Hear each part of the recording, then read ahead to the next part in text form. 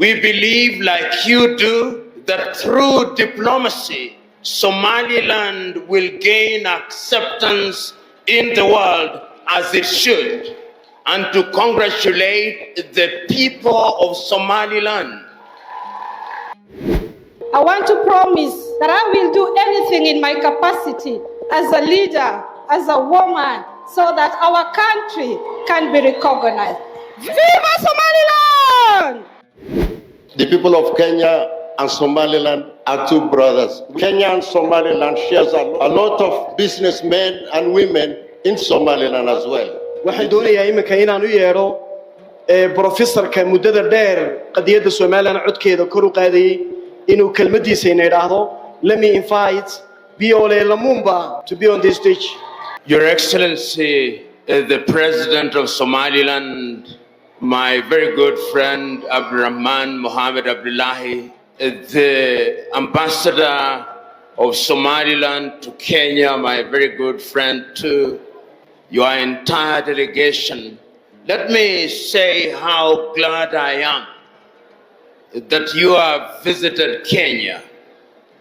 Your Excellency will remember the first time I visited Hargeisa, you were in opposition. And after I visited the then president, you graciously welcomed me to your home in Hargeisa.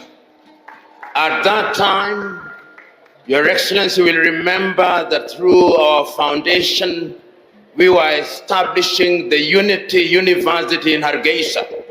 And I'm glad to report to you that we now have over 1,300 students at the Unity University in Hargeisa.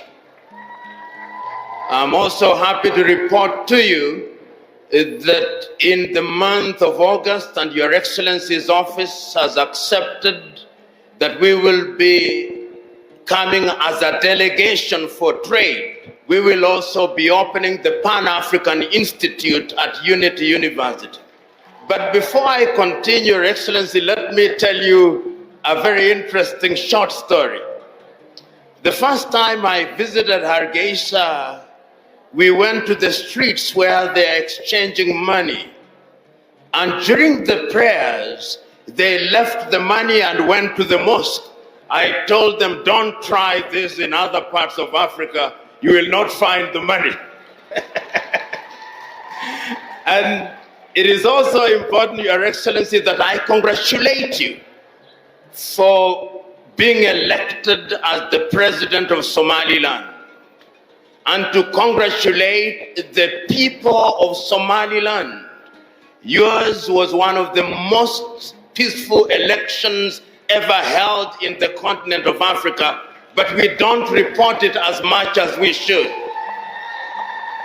I've had the advantage of visiting Somaliland on a number of occasions, and when we visit, you are one of the few heads of states who, when you receive a letter, you reply in writing.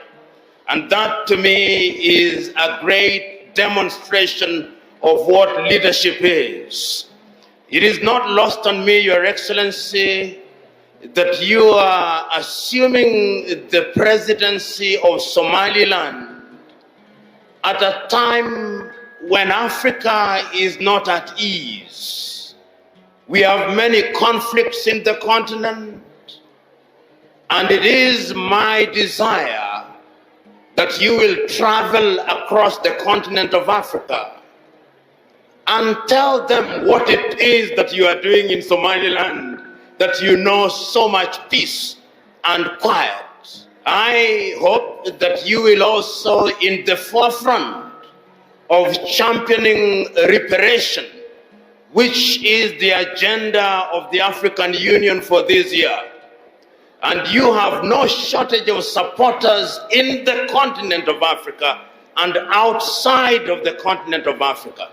We believe, like you do, that through diplomacy, Somaliland will gain acceptance in the world as it should. You know, sometimes when we say what I've just said, Some argue, but how can you talk about African unity and you're also saying that others should have self-determination? They are not mutually exclusive. When you have children in your house, they go out, they establish their own homes, and the family becomes only stronger. That is what we pray for, and I have no doubt in my mind that you have the gift, you have the experience, you have the humility, and you have the diplomacy to achieve that goal. May God bless you and bless the people of Somaliland and bless the people of Africa, and it will be well with you, Your Excellency. God bless you. iminkana waxaan u yeedhayaa xildhibaan MP Fatuma oo sharaf weyn u tahay inay nagala soo qayb gashay iyadoo inagayna matasha dowladda Kenya ka socota inay reer Somaliland tahay reer Kenya xildhibaan ka tahay waan bogaadinaynaa waan soo dhaweynaynaa. Thank you so much for being the side of Somaliland for the longest time. Please forgive me, I'm a lost Somalilander. I will speak in English. His Excellency, thank you so much for hosting us today. We welcome you to Kenya. We thank the government of Kenya for taking care of you. Know that you have sisters and brothers here in Kenya. And as a woman, His Excellency, as a youth, I will request you to give the youth in your country a listening ear. We are called the Gen Zs, but we are very good people. As women, we are the flowers of the country. And I'm also requesting you that in your government, as you make it broader, kindly accommodate more women in your government. I want to tell the Somalilanders who live in Kenya that I got the opportunity to visit Hargeisa a few days ago, and I want to report back that I've never seen such a beautiful, peaceful country. A country that everybody knows that you're a brother and you're a sister. A country that Salah is observed at the right time. A country that does not know how to spell Al-Shabaab. A country that does not know corruption. Somaliland is a beautiful democratic country.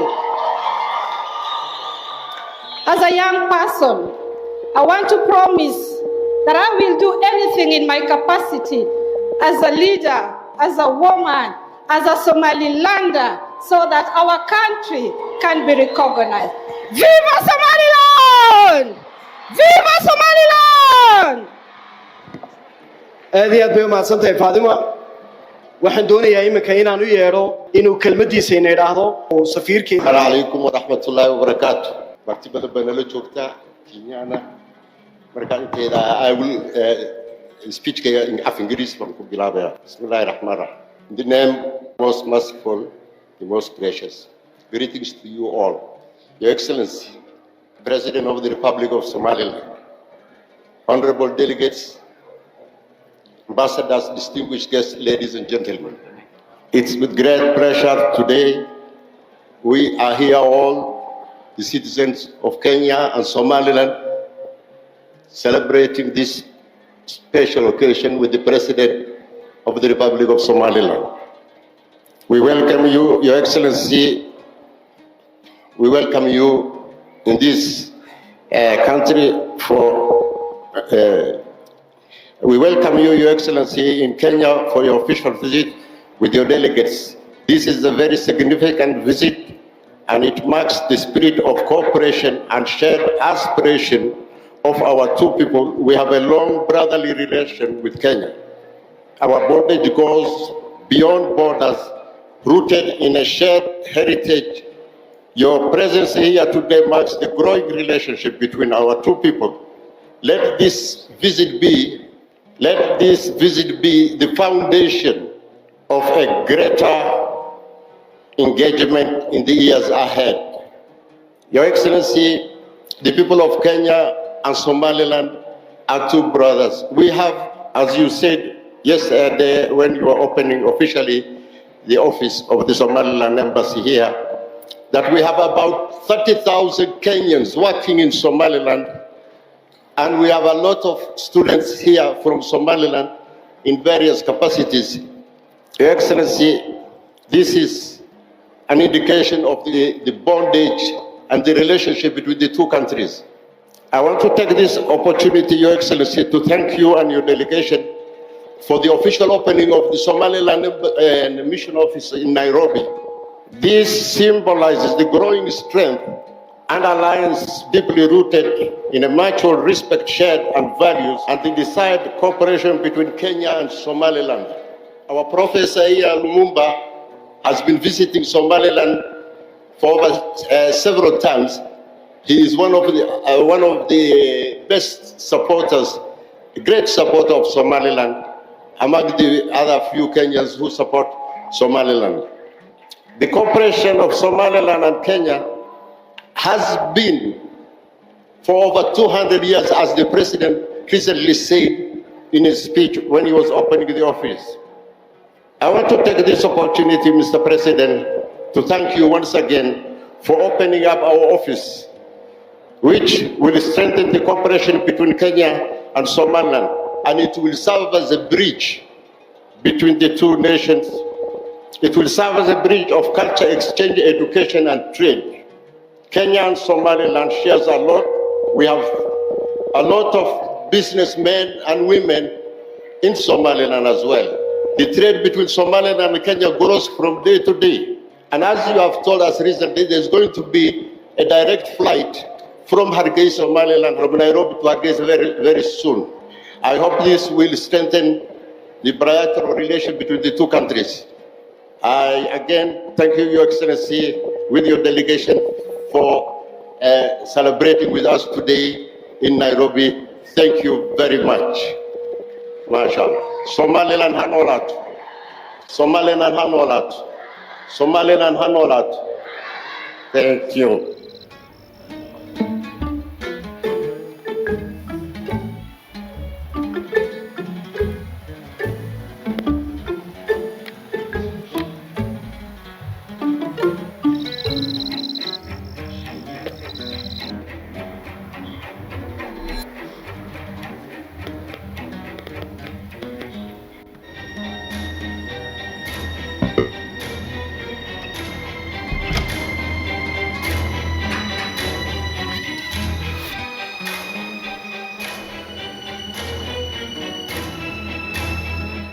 waxaan baasay ku xirtay maxaa waaye حتى هدو فروني أبك دهب بلاس وأمان هذا لسه دقابك دهب بلاس كو حفيدها انتدادا وكور ورلاو